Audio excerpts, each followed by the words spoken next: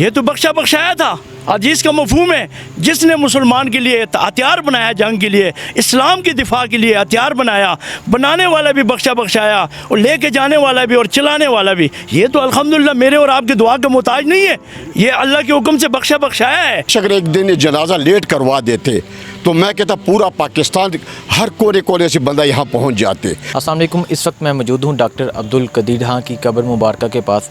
अल्लाह इनकी कब्र पर करोड़ों करोड़ों रहमतें नाजिल फरमाए। डॉक्टर साहब के बारे में मैं यहाँ जो लोग दुआ के लिए आए उनसे बात करता हूँ। अस्सलाम वालेकुम। जी वालेकुम सलाम। क्या कहते हैं डॉक्टर साहब के बारे में? मोहसिन पाकिस्तान थे, पाकिस्तान का फ़ख्र थे, क्या कहेंगे? भाई ये मोहसिन पाकिस्तान नहीं थे, बल्कि मोहसिन इस्लाम थे।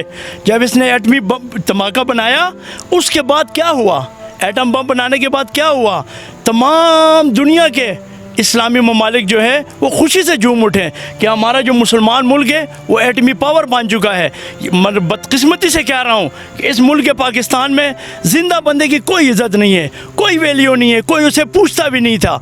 अभी इनकी आप वीडियो चेक करें, इन्होंने कितने शिकायत किए हैं पाकिस्तान से, पाकिस्तान के हुक्मरानों से। देखो सियासी इख्तिलाफ अपनी जगह पे है, मैं सलाम पेश करता हूँ जुल्फ़िकार अली भुट्टो को।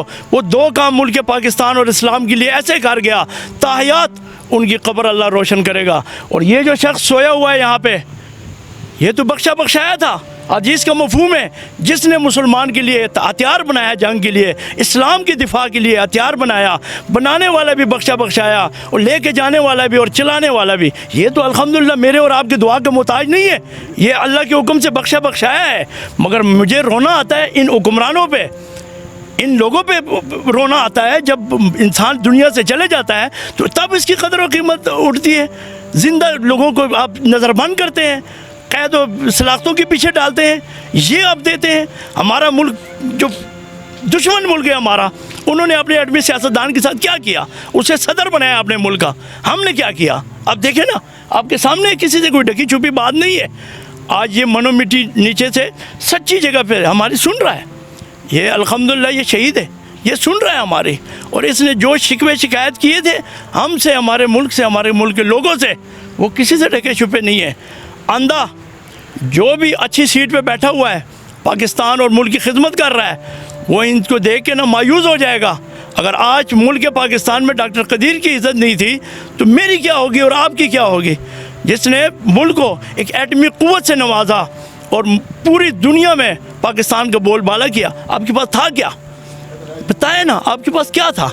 जब एटमी मुल्क बना पाकिस्तान, तब आपको सब सलाम करने लगे। आज अमेरिका आपकी सुनता है, दूसरे ममालिक सुनते हैं। क्यों सुनते हैं? आपके पास एटम बम की ताकत है। जिस शख्स के पास एटम बम की ताकत होती है, जिस मुल्क के पास, उसकी इज़्ज़त होती है। ये कुफार जो है ये आपसे क्यों डरते हैं? इसी वजह से डरते हैं। ये डॉक्टर कदीर साहब की मेहरबानियाँ हैं, एहसान है इस मुल्क पे।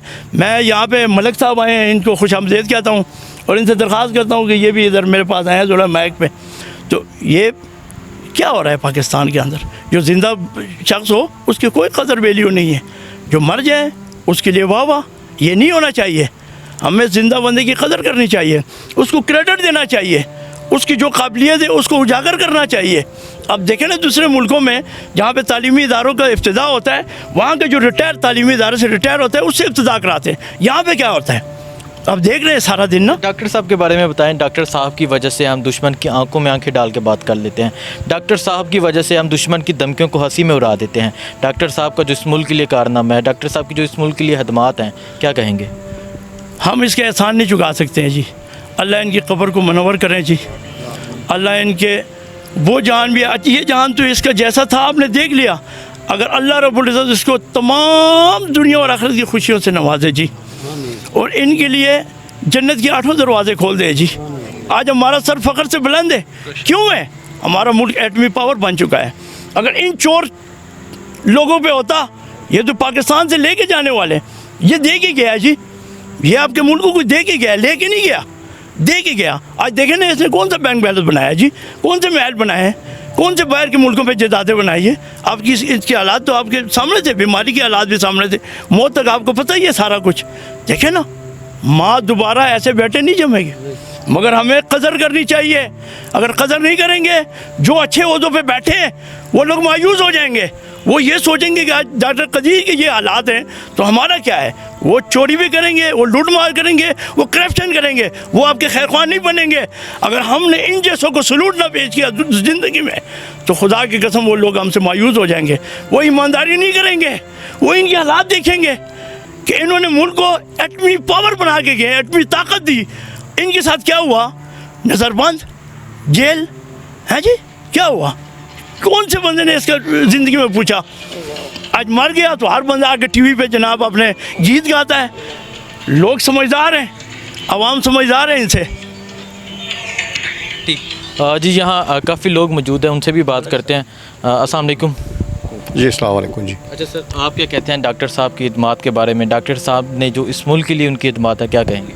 जी, डॉक्टर साहब की जो खिदमत इस मुल्क के लिए, जिन्होंने इस मुल्क को न्यूक्लियर मतलब मुल्क बना के एटमी क़ुव्वत बना के दे के चले गए, ऐसे हीरो बहुत कम पैदा होते हैं।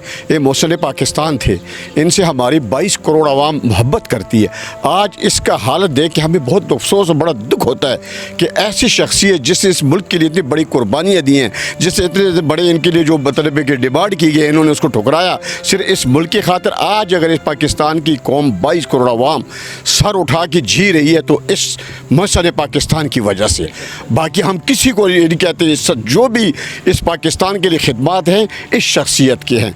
आज ये हम में नहीं रहा। आज हम टीवी पे बैठकर, मीडिया पे बैठकर रो रहे हैं। काश हम इसकी ज़िंदा हो, इसकी कदर करते, इस बंदे की जो अहमियत थी, इस बंदे की जो इज़्ज़त थी, हम वो करते। आज आप देखें इंडिया के अंदर अब्दुल कलाम, डॉक्टर अब्दुल कलाम ने उसको इंडिया को एटमी क़ुव्वत बनाया। उस मुल्क ने क्या किया कि उसको प्राइम मिनिस्टर, प्रेसिडेंट बना दिया उस मुल्क का। लेकिन जिस वक्त उस दुनिया से गया तो मोदी ने जाके उसके पाँव चूमे जी। वो क्या, उन्होंने उसकी इज़्ज़त की है। हमें भी काश ये सबक हमें सीखना चाहिए उनसे कि हम अपने महसन पाकिस्तान की कैसी इज़्ज़त करें। लेकिन बस अफसोस से हमें कहना पड़ता है कि अल्लाह ताला हमारे इस मुल्क के पर रहम करे और ऐसी शख्सियत अल्लाह पाक इनका अगला जहान अच्छा करे। क्योंकि हमें आज मैं कहता हूँ यकीन करें कि हर पाकिस्तानी बच्चे के दिल में इस शख्सियत की जो इज़्ज़त है ना, शायद काश किसी भी शख्सी, किसी ना सियासी ना किसी और की मतलब इज़्ज़त नहीं है जो इस अल्लाह पाक से इस 22 करोड़ अवाम की हमारी दुआ है कि अल्लाह पाक इसका अगला जहान अच्छा करे। ये दुनिया जो ऐसी गुजरी है वो तो चला गया, लेकिन उसकी इनकी यादें ता क़यामत तक इस पाकिस्तान की, इन मौसम पाकिस्तान की याद रहेगी और हम इंशाल्लाह इसको कभी अपने सीनों से, अपने दिल से कभी नहीं निकालेंगे जी। यहाँ बहुत से लोग आ रहे हैं दुआ के लिए। डॉक्टर साहब के जनाजे पे कुछ लोग शरीक ना हो सके, टाइम जल्दी था, तो ये पाकिस्तानी लोगों की मोहब्बत है, उन पाकिस्तानी लोगों की मोहब्बत है डॉक्टर साहब से, तो क्या कहेंगे? देखिए जी, हमें अफसोस से कहना पड़ता है कि काश अगर एक दिन ये जनाजा लेट करवा देते तो मैं कहता पूरा पाकिस्तान हर कोने कोने से बंदा यहाँ पहुँच जाते। लेकिन उसके बावजूद मुझे आज बड़े दुख से कहना पड़ता है कि कोई सियासी शख्सियत, कोई मिनिस्टर, कोई सिवाय मुराद अली शाह साहब जो चीफ मिनिस्टर सिंध से यहाँ तशरीफ़ लाएँ, काश ये शाह फैसल मस्जिद कितने को दूर है, टोटल 2 किलोमीटर भी नहीं है। अगर ये सारे वहाँ शरीक हो जाते आज हमारा सर फ़ख्र से बुलंद होता। लेकिन इस पाकिस्तानी कौम के दिलों से इसको कोई नहीं निकाल सकेगा, चाहे कुछ भी आप कर लें। मैं कह रहा हूँ आप जो मर्ज़ी कर ले, खुदा की कसम महसन पाकिस्तान डॉक्टर साहब के दिल से कोई नहीं निकालेगा, हमारे दिलों से कोई नहीं निकालेगा।